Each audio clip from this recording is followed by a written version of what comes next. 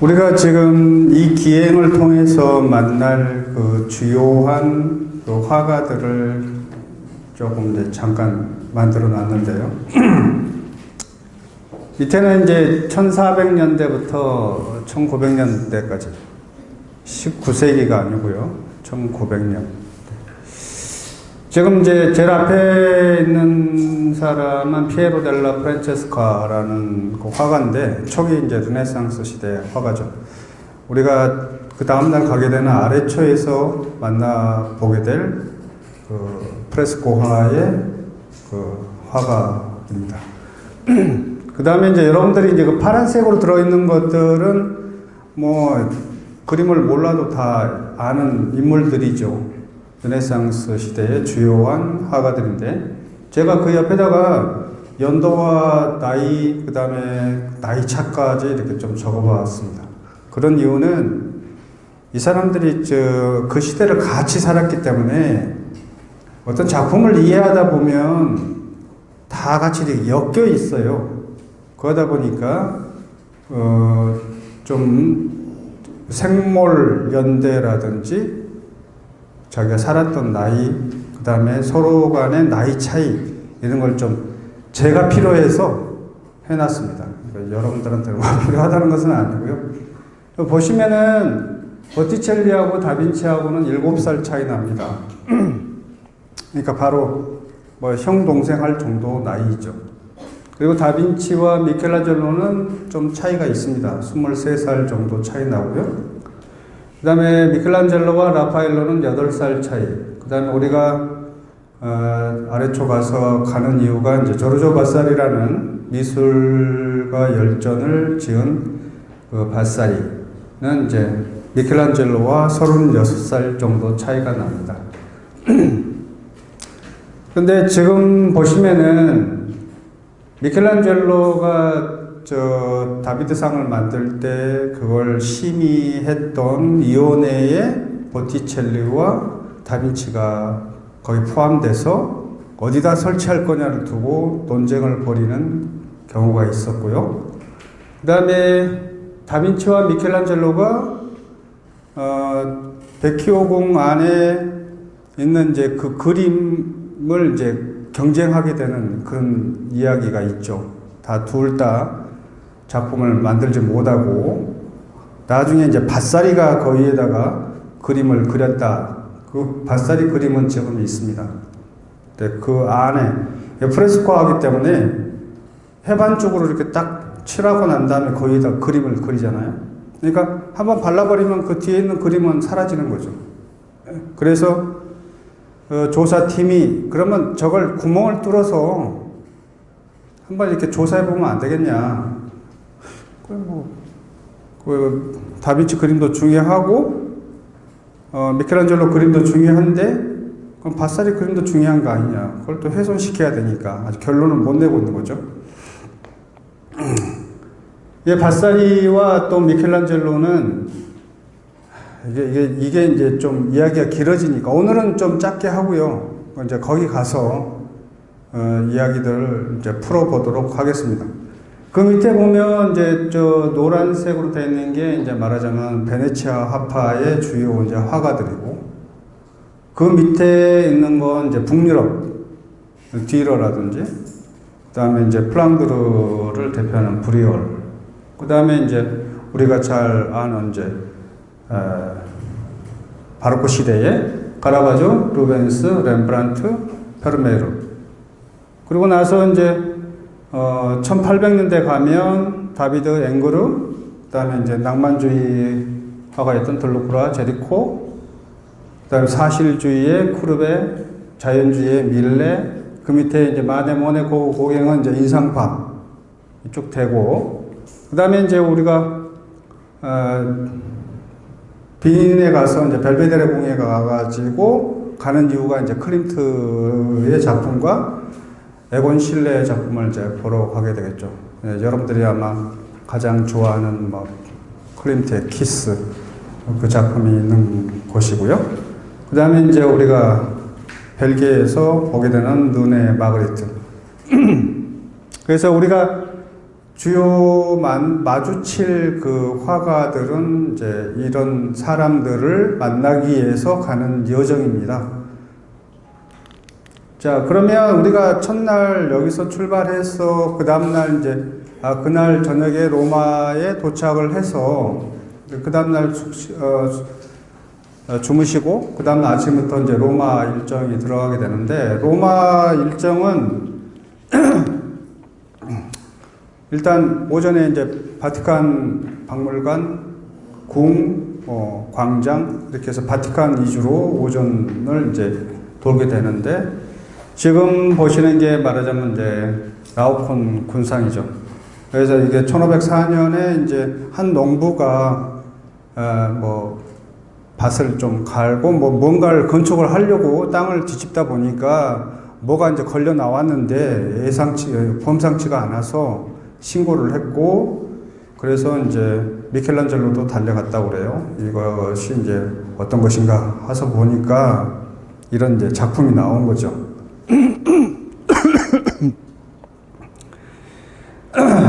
라오콘은 이제 그 트로이 전쟁할 때 트로이에 있는 사제 이름이죠. 사제와 두 아들. 그러니까 트로이 전쟁이 10년 동안 이어졌는데 결판이 안 나니까 신들이 이제 회의를 해가지고, 야, 그러면 그 그리스 연합군이 목마에다가 몰래 이렇게 해서 집어넣어가지고, 말하자면 우리가 알다시피 그렇게 하면 트로이를 멸망시킬 수 있다.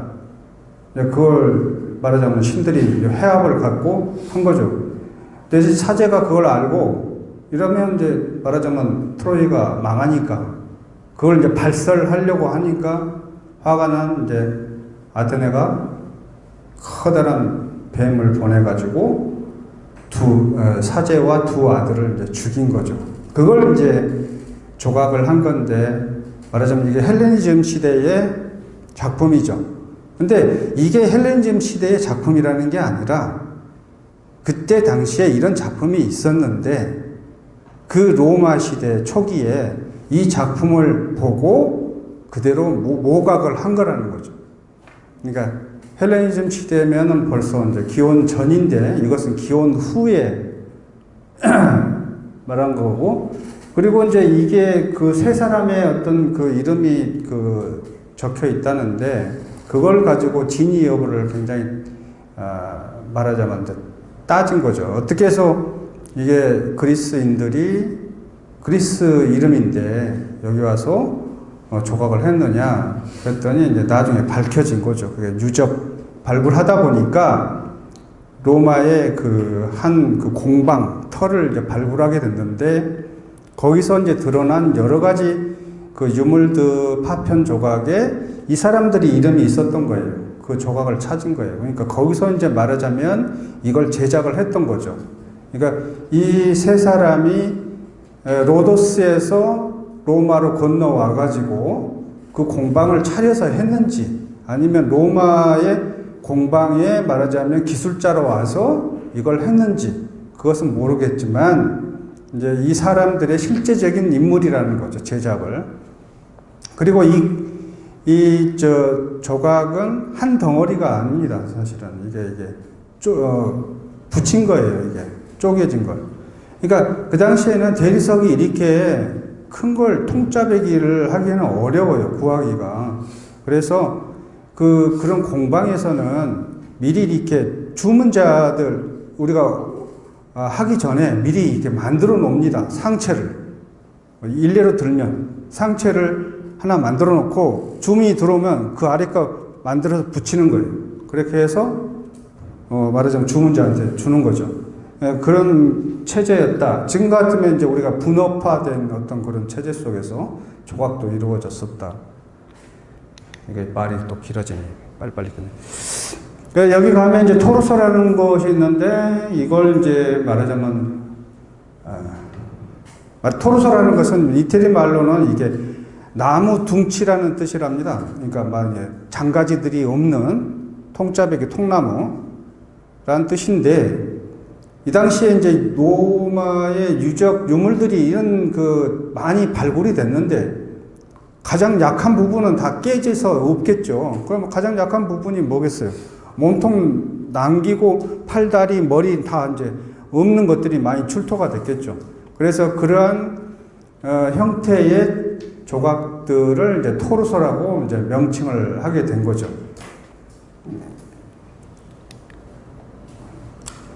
가장 뭐 이상화된 몸매의 어떤 그 형태라고 하는 이제 아폴론의 어떤 조각입니다.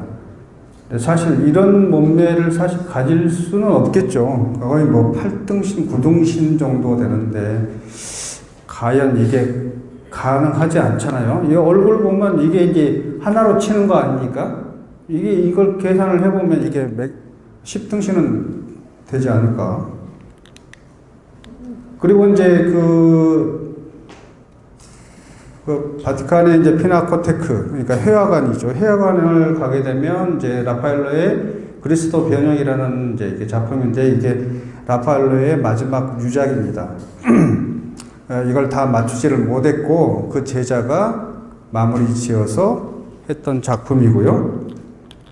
그 다음에 이제 이건 카라바조의 그리스도 매장인데 우리가 첫날에 가는 가장 큰 목표는 바티칸에 있는 뭘까요? 가장 그 하이라이트는 뭐 시스테나 성당의 미켈란젤로의 뭐 천장화, 그 다음에 최후의 심판, 그리고 바티칸 궁 안에 있는 아리언실에 있는 라파엘로의 방 4개, 그게 이제 가장 하이라이트죠. 그 다음에 이제 바티칸 예배당에 있는 미켈란젤로의 피에타상, 그게 이제 우리가 보는 주요 컬렉션이고, 거기서 오전 끝나고 나면 지금 이제 이게 우리가 너무나 잘 아는 아테네 학당이라는 거고요. 그 다음에 우리가 이제 시스테나 성당 가면 이와 같은 천장화와 벽화를 보게 되겠죠. 거기에 이제 일부분이고요. 이건 나중에 시간이 되면 따로 한번 하겠습니다. 지금 빨리 끝내고. 바티칸 궁 안에 가면 이제 발다키노라는 이게 있는데, 말하자면 여 밑에가 이제 제단인데요. 여기에 말하자면 이제 베드로가 묻혀 있는 무덤 자리인 거죠. 그 위에 이제 제단을 하고 발다키노를 하는 거. 그러니까 1000개라고 그러지 않습니까? 발다키노. 그러니까 우리가 보통 뭐 침대에 가보면 좀 잘 사는 집은 뭐 좀 이렇게 기둥까지 있고 위에 천막까지 쳐져 있는 그런 침대, 그런 식이 어떤 그런 거죠. 바로 이제 이건데요. 우리가 이제 오후 일정에 이제 가장 가는 곳 중에 이제 가장 중요한 이유, 카라바조의 그림이 있는 산루이지 데이 프란체시 성당의 콘타넬리 그 예배당에 있는 이제 이 세 점의 작품을 이제 보러 가는 게 첫날에 이제 가장 큰 이유입니다. 그 이유는 이제 뭐 라보나 광장이라든지 뭐 지나가면서 뭐 베네치아 광장 뭐 그렇게 해서 개선문 이렇게 쭉 로마 이제 그 시내를 사실 도보로 다 이동하거든요. 굉장히 덥습니다. 그러니까 여러분들 체력 준비를 단단히 하셔야 돼요. 그러니까 첫날은 조금 그 오후 일정은 좀 힘드실 거예요. 덥고 많이 걸어야 되고, 그래서 하여튼 상황에 봐서 좀 뭐 저 가이드분 선생님하고 이야기해서 뭐 좀 버거우면 줄이거나 빼거나 그렇게 해서 하도록 하겠습니다. 그러니까 첫날에 바티칸에서는 미켈란젤로의 그 시스티나 성당, 그 다음에 라파엘로의 벽화, 그리고 카라바조의 이 성당에 있는 그림 보는 게 첫날의 가장 큰 목표가 되겠습니다. 그 두 번째 뭐 마테오의 순교, 그 다음에 마테오의 소명, 이와 같이 3개의 작품이 있죠.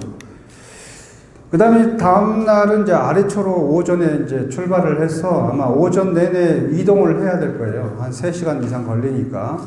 그러면 아레초 가서 식사하시고 오후부터 아마 일정이 들어갈 텐데, 아레초에 가는 것은 설명에 나왔듯이 이제 뭐 바사리 박물관하고 그 다음에 이제 성 프란체스코 성당 2군데 이제 가게 되어 있습니다.